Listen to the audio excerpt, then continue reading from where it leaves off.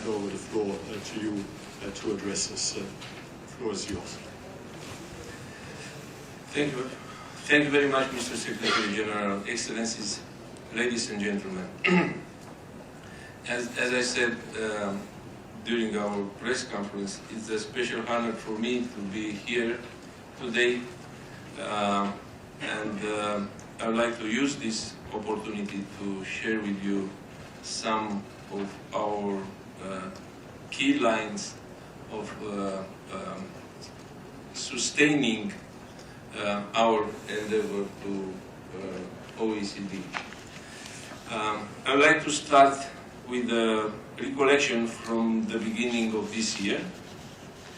Immediately after Romania received the letter of invitation to start the OECD accession process, the Secretary General, Mathias Cormann, visited Bucharest. And I will always mention that it was our first meeting, but we very soon realized that we have a very good chemistry. There is a very good chemistry in between us. So thank you very much for visiting us that time. It was at the end of January, and I remember very well the long discussion we had about the imminence of the Russian attack against Ukraine. There were several scenarios, and unfortunately the most dramatic of them happened. A few weeks later, Russia launched an atrocious, illegal, unprovoked and unjustified war against a peaceful neighbor. Many people died, entire cities have been destroyed, unimaginable atrocities were committed against civilians, and millions of Ukrainians have become refugees. As the EU member state with the longest border with Ukraine, Romania and the Romanian people have done their utmost to help Ukraine and the refugees that sought shelter from the war. Since the beginning of the conflict, over 3 million Ukrainians have crossed the border into Romania, some traveling to other EU member states, others staying in Romania for a short period of time. Almost 100,000 of them decided to call Romania their home for at least medium term. Ukrainian refugees benefit from support with free shelter, medical services, education and public transport. They have been also granted access to the labor market. We constantly adapt our support infrastructure to their concrete needs and think in perspective. I'd like to let you know very shortly that our government was the first one who provided the plan for integrating the Ukrainian people within our society. So the Ukrainian children have access to the Romanian schools, or they can choose an online platform which is connecting them with their schools or with the designated schools in Ukraine so they can continue their educational program. And we also have provided them with laptops, tablets, everything it was required to have them connected with their country. So we are very proud also of offering to the Ukrainian to choose where they have to work, and there are a lot of companies, Romanian companies, which already hired them. Besides the refugee dimension, our efforts focused on political and practical solutions to facilitate the transport and transit of the Ukrainian grain to the international market. Romania is thus at the front line of the international effort to prevent the deepening of the global food crisis caused by Russian invasion of Ukraine. We are receiving Ukrainian grain by road, rail, sea, and the Danube River. Since the start of the invasion, the Romanian Black Sea port of Constanța has become the main gateway for Ukrainian grain shipments to the outside world. Around 10.1 million tons of grain and related products have transited and have been exported through or with the support of Romania to third countries. The next challenge for us and for you as well, our like-minded partners, will be to agree on a pace to and prioritize for Ukrainians' reconstruction.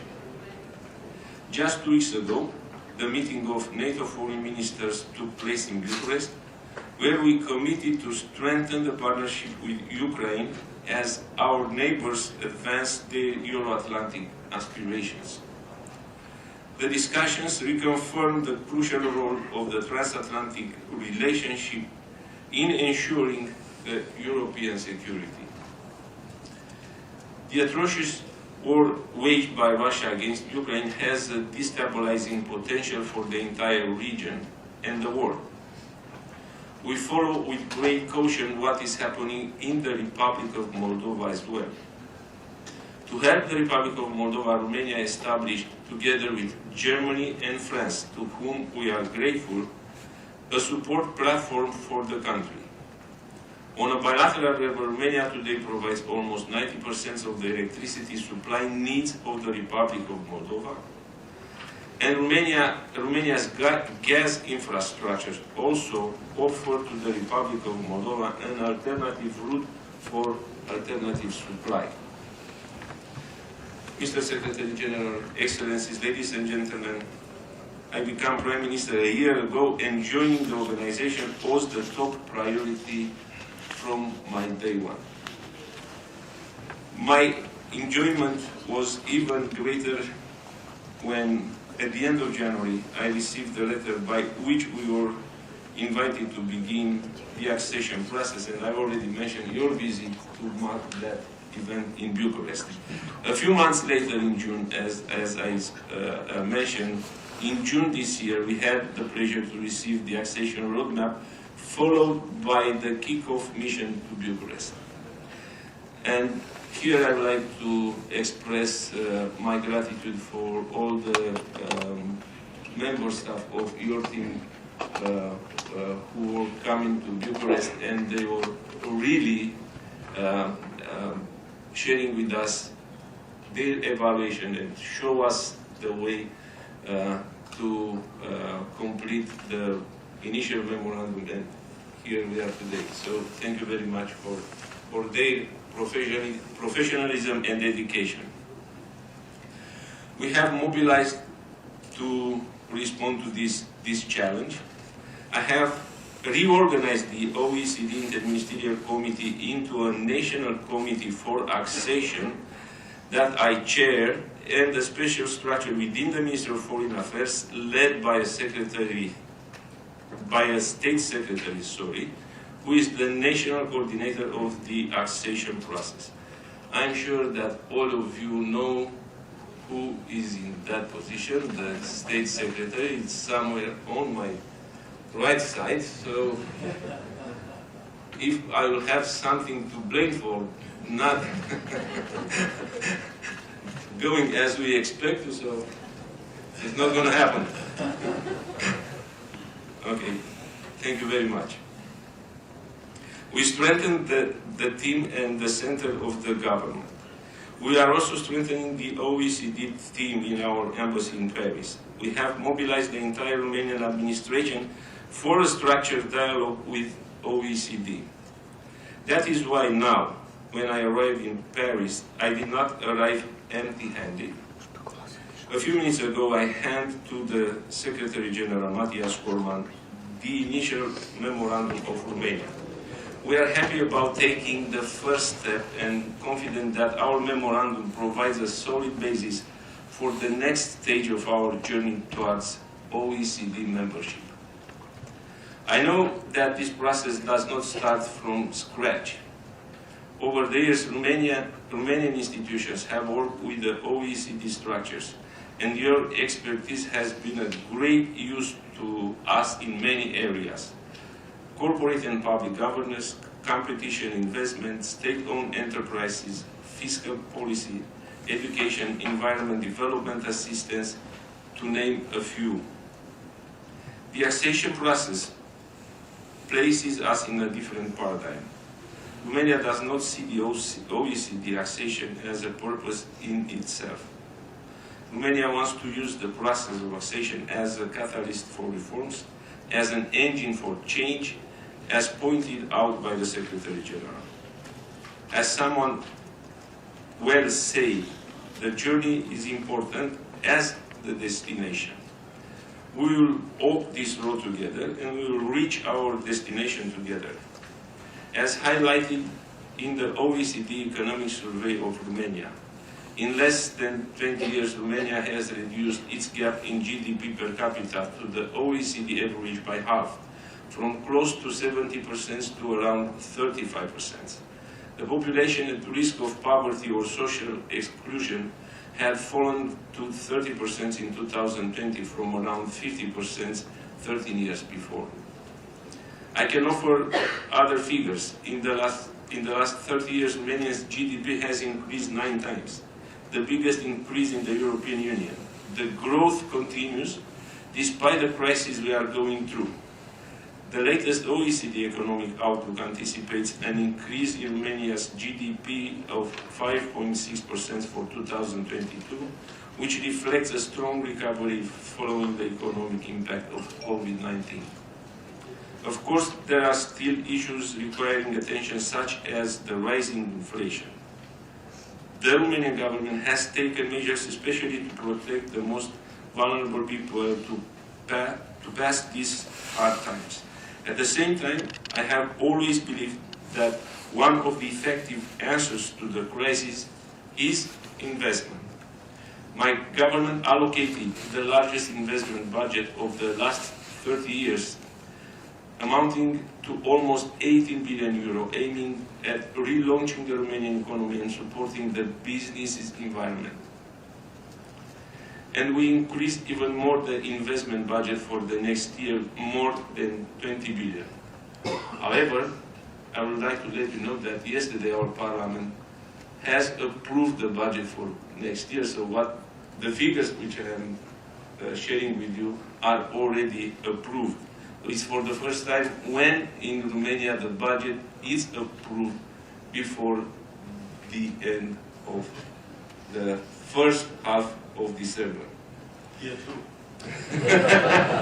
That's why we are trying to access your organization.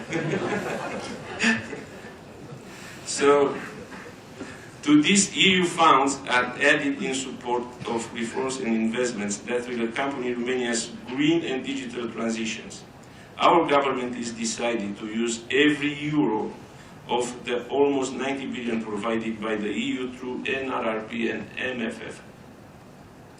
Romania supports a determined collective action involving all relevant stakeholders in order to implement the 2030 agenda and the Paris Agreement objectives. We have an integrated approach of combating climate change, nature-based solutions in the carbon capture process, green technologies to reduce emissions from the energy and industrial sectors, behavior change through awareness and advancing education on climate change. I appreciate at the same time that the OECD continues to ask the right questions at the right time, such as the ones addressed during the recent conference organized by the OECD in Luxembourg, Building Trust and Reinforcing Democracy. Rebuilding trust in democracy in a period of successive and concurrent crises should be part of and parcel of our collective effort for resilience. Mr. Secretary General, Your Excellencies, for Romania, joining the OECD does not only mean joining the group of countries where 70% of global trade and 90% of global direct investment takes place. It also means new openings. We will have the opportunity to share experience with like-minded countries from North and South America to Asia, as well as with our European partners. It means joining the group of countries that believe in the same values. We will work with the 26 committees with the Secretariat, which I want to thank again for its permanent support, and with you, the Member States, so that the accession process takes place in the best terms possible. In times of crisis, more than ever, it is important for like-minded countries to stand together and support each other. Romania offers a concrete proof that is such a country. Our democratic course of the last 30 years has demonstrated it. Our action for the defense of fundamental values since the beginning of the war in Ukraine confirm it. After the accession to NATO and the integration in the European Union, the OECD accession represents a milestone objective in further accelerating an adaptation of Romania for the 21st century. I trust we will walk this path together successfully, and I would like to thank you again for all your support. I would like to thank you for your patience and listening my speech, and also I would like to let you clarify if you have any questions. I'm available to answer whatever you want to know about Romania and about our process to access the OECD. Thank you very much for your time.